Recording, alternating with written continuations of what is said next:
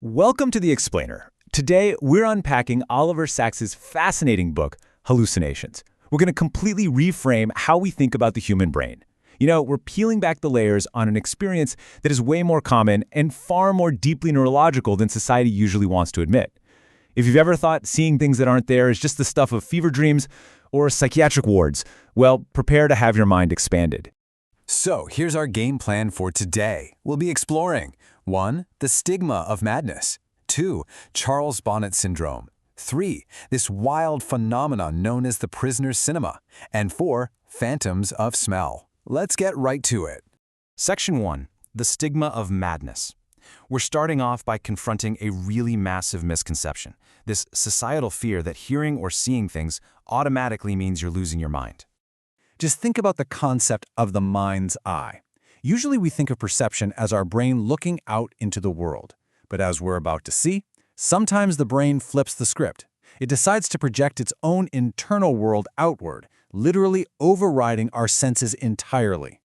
To really grasp how deep this stigma goes, imagine this. It's 1973, you volunteer for the famous Rosenhan experiment, and you walk into a mental hospital. You're totally sane, but you have one fabricated complaint. You tell the doctors you're hearing voices.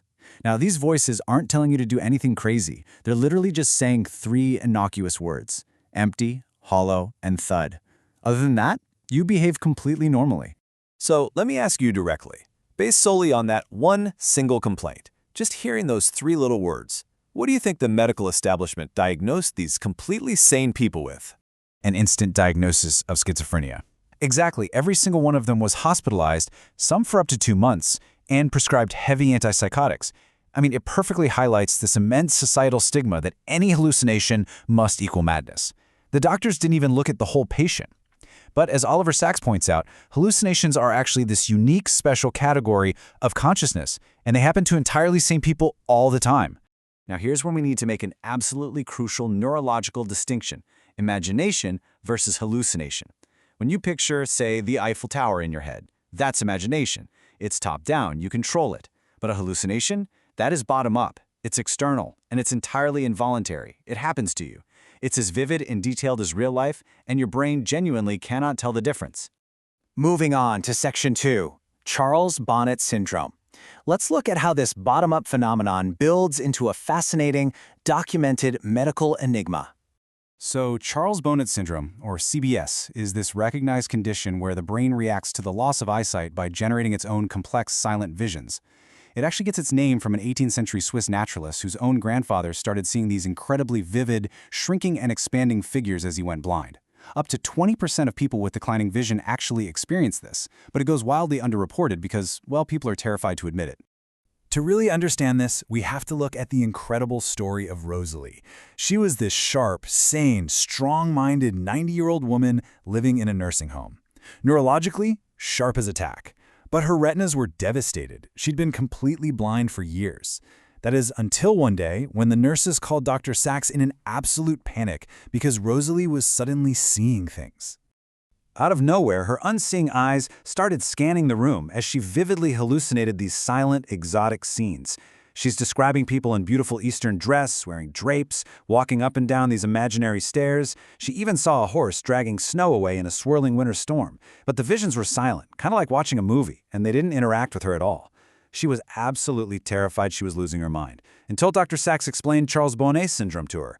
Basically, her brain, starved of visual input, just decided to put on its own spectacular show. And what's so cool is that modern MRI scans prove these visions are real neurological activations. When a CBS patient hallucinates a face, the exact part of the brain responsible for facial recognition literally lights up. When they see colors, the color processing centers fire off. The brain's visual pathway is desperately compensating for a lack of sensory input by firing spontaneously. So it's not a psychological break at all. It's a physiological misfire of a bored visual cortex. Which brings us to Section 3, the prisoner's cinema. This deep neurological need for sensory input leads to some pretty wild and sometimes terrifying situations. The crucial point here is that it's not just blind people who experience this. Really, anyone subjected to extreme visual monotony is at risk. Think about pilots flying for hours in a featureless blue sky or long-distance truckers staring down an endless dark highway. They'll often hallucinate simply from that sensory monotony. Even endurance athletes pushing through exhaustion report seeing phantom trains or imaginary people on the trail. It turns out the brain just absolutely hates empty space. You can actually see this in the famous McGill sensory deprivation experiments from the 1950s. Researchers put college students in soundproof cubicles with translucent goggles to cut off all visual detail, and they documented this fascinating progression. It starts with simple flashes of light and colors, but soon the isolated brain gets impatient. The visions escalate to complex geometric patterns and finally into fully integrated cartoon-like scenes. I mean, one subject even hallucinated a procession of squirrels with little sacks over their shoulders marching across a snowfield. Without an external world to process, your brain will just invent one.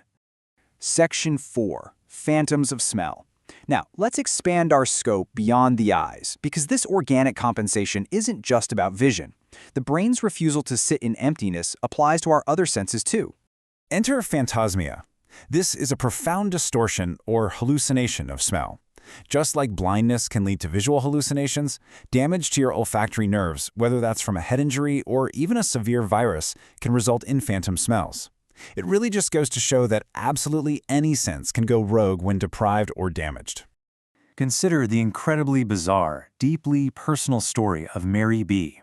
She developed severe olfactory distortions after a surgery. What started as just a slate metallic taste in some tomatoes quickly escalated into an absolute nightmare. It effectively locked her in an invisible sensory prison that literally no one else could see or smell. Just imagine the daily horror of your brain inventing a reality where lettuce tastes like turpentine and chocolate smells like machine oil. For Mary B., the smell of her partner's morning coffee turned into this intolerable stench that filled the whole house. Normal tap water smelled like bleach, and because smell and taste are so linked, her ability to eat normal food was completely destroyed. Cut off from accurate chemical signals, her brain began violently misinterpreting the world, concocting a phantom reality of rotting fish and burning chemicals. So, as we wrap up this explainer, I really want to leave you with a question to ponder. If you were locked in total sensory darkness, say blindfolded for 4 days straight, what do you think your mind would ultimately do to survive the silence? Well, the science shows it will relentlessly invent its own reality. Whether it's silent multitudes of people in Eastern dress, marching squirrels in a snowy field, or the phantom smell of machine oil in your morning coffee, the brain is a meaning-making machine. It absolutely refuses to sit in the dark. It's constantly working to build the world around you. And when the signals from the outside world fade, it simply turns inward, leaving us to wonder, just how fragile is our grip on reality? Thank you so much for joining me on this explainer. Until next time, keep your curiosity sharp and never take your perception of reality for granted.